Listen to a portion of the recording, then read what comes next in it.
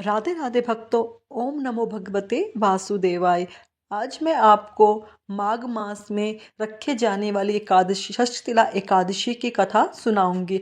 आप इसे ध्यान पूर्वक सुनिए। हम सभी को षष्ठिला एकादशी का व्रत अवश्य करना चाहिए, चाहे मनुष्य में सामर्थ्य हो या नहीं, क्योंकि एकादशी का व्रत हमें सब पापों से मुक्ति दिलाता है। इसलिए हमें साल की सभी एकादशियां अवश्य रखनी चाहिए। अगर हम सभी एकादशियां ना रख सके, कम से कम हमें बड़ी एकादशियों को अवश्य रखना चाहिए, जिससे हमारे पापों का नाश हो सकता है। अगर आप एक नहीं रख सकते तो एक टाइम फलाहार कर सकते हैं और आप नमक का सेवन करके भी व्रत को रख सकते हैं। आइए चलते हैं कथा की ओर। एक समय दालभ्य ऋषि ने पुलस्त्य ऋषि से पूछा कि हे महाराज, पृथ्वी लोक में मनुष्य ब्रह्म आदि हत्या महान पाप करते हैं, पराय धन की चोरी तथा दूसरों की उन्नति देखकर ईर्ष्या करते हैं, साथ ही अनेक प्रकार के व्यसनों में फंसे रहते हैं, फिर भी उनको नरक प्राप्त नहीं होता। इसका क्या कारण है?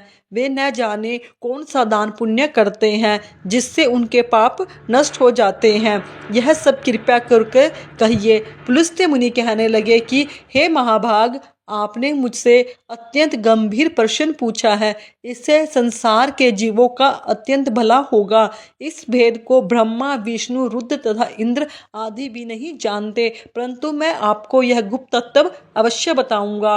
उन्होंने कहा कि माघ मास लगते ही मनुष्य को स्नान आदि करके शुद्ध रहना चाहिए। इंद्रियों को वश में करके काम, क्रोध, लोभ, मोह, अहंकार, ईर्ष्या, द्वेष आदि का त्याग कर भगवान का स्मरण करना चाहिए। पुष्य नक्षत्र में गोबर, कपास, तिल मिलाकर उनके कंडे बनाना चाहिए। उन कंडों से 108 बार हवन करना चाहिए।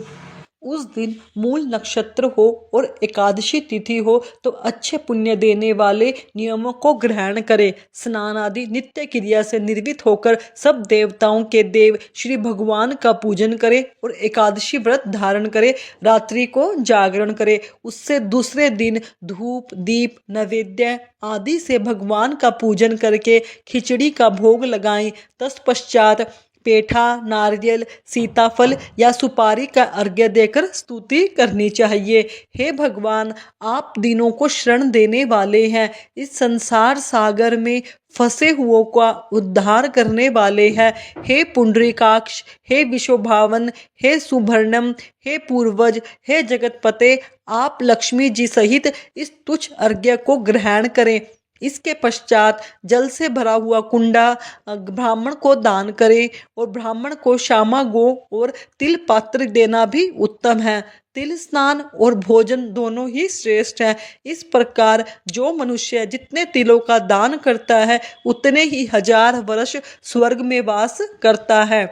तिल स्नान, तिल का उपटन, तिल का हवन, तिल का तर्पण, तिल का भोजन और तिलों का दान, ये तिल के 6 प्रकार हैं।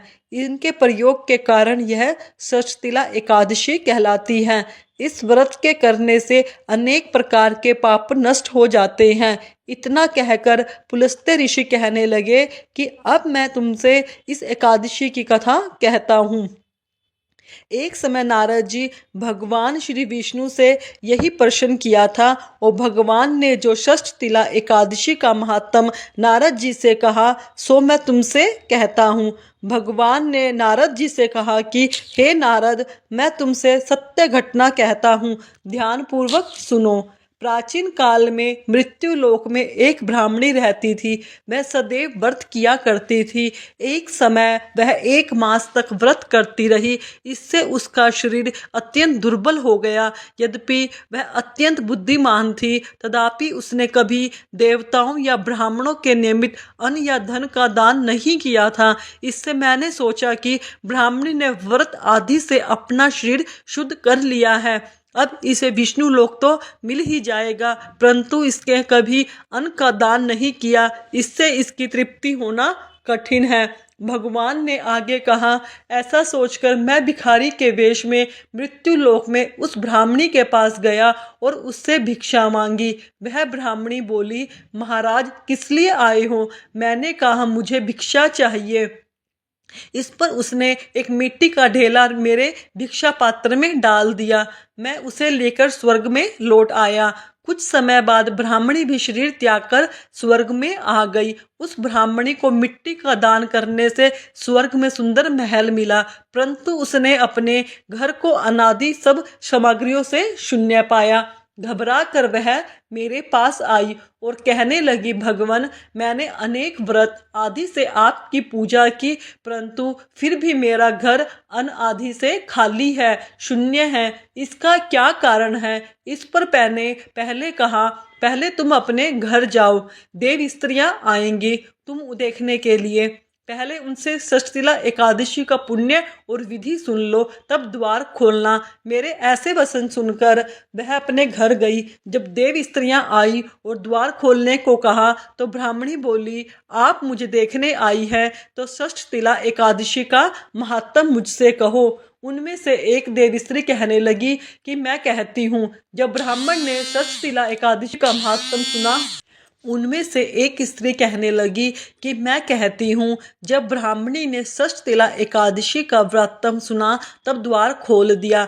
देवांगनाओं ने उसको देखा कि ना तो वहाँ गांधर्वी है और ना आसुरी, वरन पहले जैसी मानुषी है। उस ब्राह्मणी ने उनके कथा अनुसार षष्ठीला एकादशी का व्रत किया। इसके प्रभाव से वह सुंदर और रूपवती हो गई तथा उसका घर अन्न आदि से समस्त सामग्रियों से युक्त हो गया। अतः मनुष्यों को मूर्खता त्याग कर षष्ठीला एकादशी का व्रत और लोभ न करके तिलादि का दान करना चाहिए। इससे दुर्भाग्य, दरिद्रता तथा अनेक प्रकार के कष्ट दूर होकर मोक्ष की प्राप्ति होती है। इसलिए हमें एकादशी का व्रत अवश्य करना चाहिए। हर प्राणी को एकादशी का व्रत करना चाहिए और व्रत के दिन भगवान श्री हरि का सुमिरन करते रहना चाहिए। सारा दिन मन में निरंतर जाप, महामंत्र का जाप, हरे कृष्णा कृष्ण कृष्ण हरे हरे, हरे राम राम राम हरे हरे, इस मंत्र का निरंतर जाप श्वास श्वास में चलना चाहिए। आप सभी को षष्ठीला एकादशी की बहुत बहुत बधाई हो। अगर आपको मेरी वीडियो अच्छी लगी तो चैनल को सब्सक्राइब करें, वीडियो को लाइक करें, कमेंट में राधे राधे अवश्य लिखें। धन्यवाद दोस्तों।